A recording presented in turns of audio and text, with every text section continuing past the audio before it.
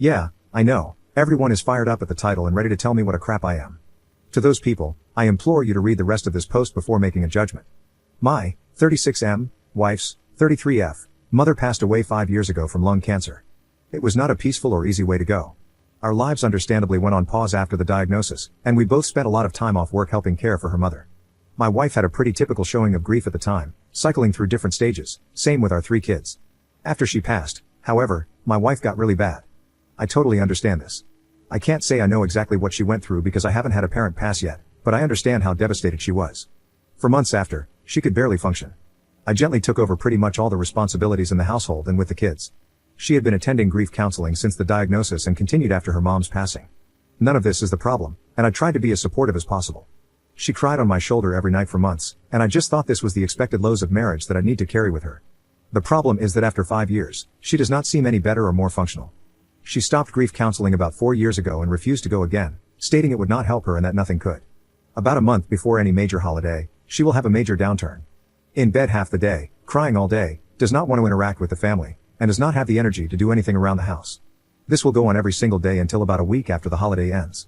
Every holiday is intense grief, just as much now as it was 5 years ago. October, November, December, and especially January, which was her mom's birthday month, every year are particularly bad. I am essentially without my wife and am a single parent to my 3 kids. Altogether, she is completely incapacitated by grief for about 6 months out of the year, and has been for the past 5 years. When I say incapacitated, I mean incapacitated. When she is in the depths of her grief, she is completely incapable of intimacy with me or the kids. There is no cuddling, spending time with us, or going on family outings. I don't have bedroom intimacy for half the year. I've stopped asking her if she wants to talk about it because she can't get any words out between sobs if she tries. What hurts the most is that the kids have stopped asking or being concerned. If they see their mom in bed when they get home, they just go about their day and think, oh, mom is sad today. They don't really seek affection from her anymore because they rarely get anything more than tears. I've discussed this with therapists, my parents, friends, etc., and I know all the rebuttals people have for this, so let me preempt them. She is unwilling to go back to therapy for grief counseling or to see a doctor for depression.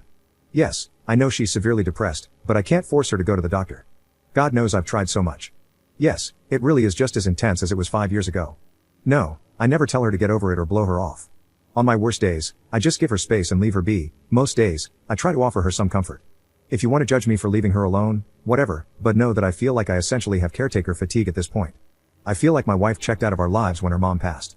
I would do anything to get her back, even a small piece of her, but she doesn't seem willing or able to move on past her mom's passing. I feel awful for considering a divorce, but I don't know what else to do. Update 1. I just kind of threw the previous post together as a stream of consciousness vent on my break at work. I didn't go back and look at it until later because I just assumed it would get buried since I've never had anything I posted get any major attention, and honestly, I thought I was going to get eviscerated in the comments for being insensitive or uncaring. I was floored by the number of responses and really kind DMs I got, and felt a little overwhelmed at the idea of responding to them all, so I figured I would post an update here. A few people mentioned I should have her involuntarily admitted to a medical facility. I didn't mention in the original post, but I did ask our family doctor about that maybe a year ago, and he told me that unless she is a threat to herself or others, it's unlikely to happen. I looked this up myself as well, and that appears to be true for the state we live in. I do agree that she needs medical treatment. I suspect that during her year of grief counseling after her mom's passing, she was not honest with her counselor.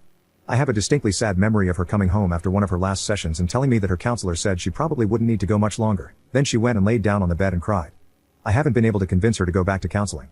However, I'm glad I posted to Reddit because somehow I hadn't really considered that she might need more intensive treatment than just counseling. I also saw one comment that scared the hell out of me, suggesting that she may do something drastic if I give her a divorce ultimatum. With those things in mind, I don't think doing that is the way to go. Instead, I'm planning to write her a letter explaining how we need her back, and that we love her and care for her deeply, but she needs more help than we can provide alone. I'll tell her that she needs to go to the doctor, and be honest about what she's been going through. Thank you for your advice, everyone. Update 2. I wasn't planning to post again, but got a lot of supportive messages asking for an update, so here we go. My soon-to-be ex-wife has completely lost her mind. After my last post, I spent a couple of days writing the letter to her. In it, I explained that the kids and I love her dearly, and that we're concerned for her. I outlined all the worrying behavior and told her that I believe she needs to seek additional medical care. I explained that it sounded like she had complex grief, and that the grief therapy she went to years ago was insufficient to help her get through it. I did not say anything about potentially divorcing her, but did say that the kids can't continue to live in their current situation. It was a long letter, and I don't really feel like transcribing it here. I read the letter to her the same night I finished writing it after the kids had gone to bed. After I finished reading it, she just stared right through me with a 1,000-yard stare for probably around 15 minutes, then finally stood up and started walking to the door. I panicked and tried to stop her, asked her where she was going. Can we talk about this? I'm concerned for your safety. She rolled her eyes at me, and said in the coldest voice I've ever heard her use, "I hope when your parents aren't alive, someone doesn't tell you to get over it." After that, I didn't try to stop her, I just let her go. I was upset for maybe 5 minutes before the panic set back in. I legitimately thought she was going to end herself. I checked my phone, and she had turned her location off. I called and texted probably 50 times over the next hour, begging her to at least let me know she was okay and that she wasn't going to do something drastic. Right before I was about to call the police, I got a call from her phone. I answered immediately, and before I could get much of anything in, a man's voice told me, "She's fine but she doesn't want to talk to you," and hung up. I felt like I was having an out-of-body experience at the time. I had no idea what was going on.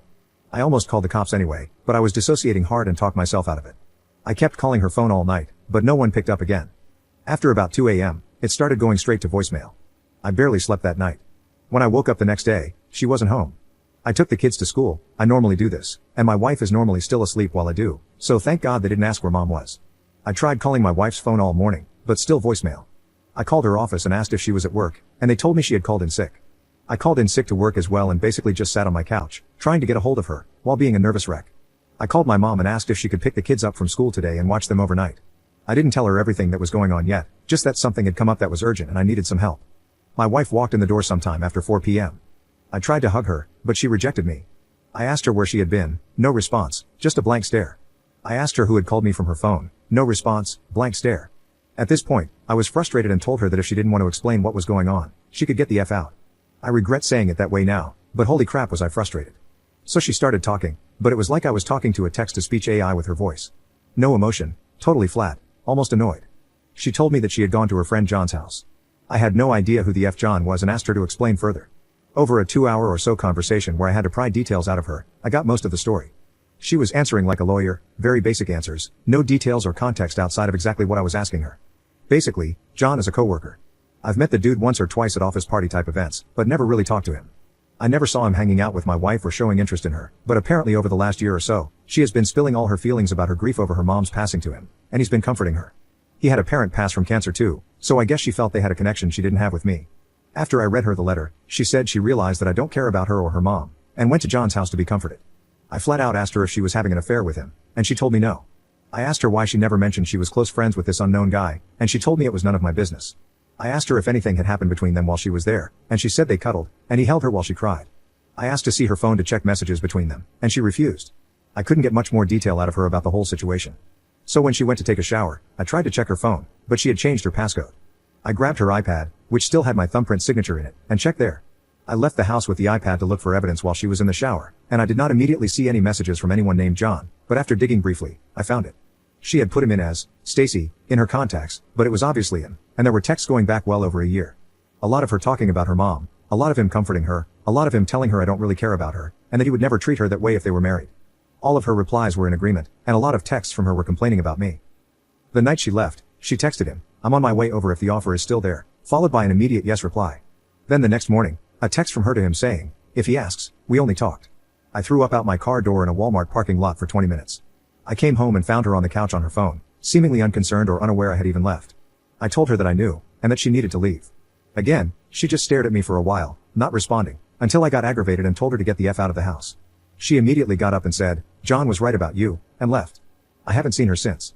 I told the kids she went to visit her parents. I don't know what to tell them, but I have to tell them something soon. I don't really even know what to do. Ostensibly, I need to divorce her, but going through custody, child support, etc., is dizzying. I feel paralyzed and haven't made a move yet. I know she's lost her mind, and this is probably some kind of psychotic break, but I just can't care anymore. I put on a brave, numb face to go to work, then for my kids at night, and then cry after they go to bed until I fall asleep. I feel like my life is essentially over. I do feel like John took advantage of her vulnerability, but I don't even want to bother trying to get her to see that he's a creep. She chose this over her family that is stuck with her. I don't think I'll be posting any more updates or logging into this account anymore.